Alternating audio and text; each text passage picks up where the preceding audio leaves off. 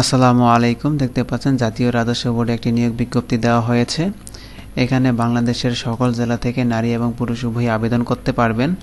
তো আজকের ভিডিওতে আমরা আলোচনা করব কি কি পদে আবেদন করা যাবে, আবেদন করার যোগ্যতা, কবে আবেদন শুরু হবে এবং কবে শেষ হবে বিস্তারিত। তো বন্ধুরা, ভিডিওটি শুরু করার আগে আপনাদের কাছে ছোট্ট একটি রিকোয়েস্ট, যারা আমার চ্যানেলে নতুন আসেন চ্যানেলটিকে সাবস্ক্রাইব করে বেল বাটনটি অন করে দিবেন এরকম নতুন নতুন ভিডিও প্রতিনিয়ত আপডেট পাওয়ার জন্য। তো কথা না বাড়িয়ে আমরা মূল আলোচনায় চলে যাই। তো আমরা প্রথমে দেখে নেব যে এর আবেদন কবে শুরু হবে।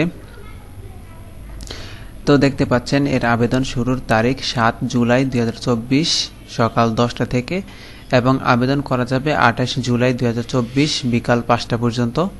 এবং আবেদন করার জন্য একটি ছবির প্রয়োজন পড়বে। ছবির সাইজ হবে 300x300 পিক্সেল এবং একটি স্বাক্ষরের প্রয়োজন পড়বে। স্বাক্ষরের সাইজ হবে 300x80 পিক্সেল। এবং আবেদন করার জন্য একটি লিঙ্ক দেওয়া আছে, এই লিঙ্কে প্রবেশ করে আপনাদের আবেদন করতে হবে। তো আপনাদের সুবিধার্থে আমি ভিডিওর ডেসক্রিপশনে লিঙ্কটি দিয়ে দেবো, সেখান থেকে আপনারা আবেদন করে নেবেন। তো আমরা এখন পদের নাম আলোচনা করব। তো এখানে দেখতে পাচ্ছেন একটি পদ দেওয়া আছে, পদের নাম হচ্ছে অফিস সহায়ক।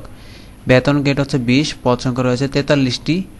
এখানে শিক্ষাগত যোগ্যতা প্রয়োজন পড়বে কোনো স্বীকৃত বোর্ড হতে মাধ্যমিক স্কুল সার্টিফিকেট, এসএসসি বা সমমানের পরীক্ষা উত্তীর্ণ।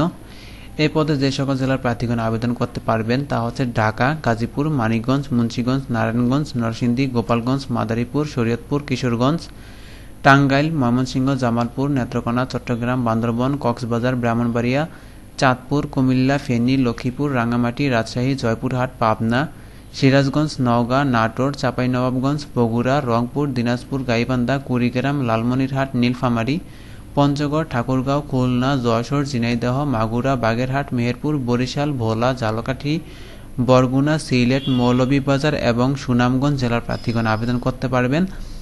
তবে এতিম ও শারীরিক প্রতিবন্ধী কোটায় সকল জেলার প্রার্থীগণই আবেদন করতে পারবেন।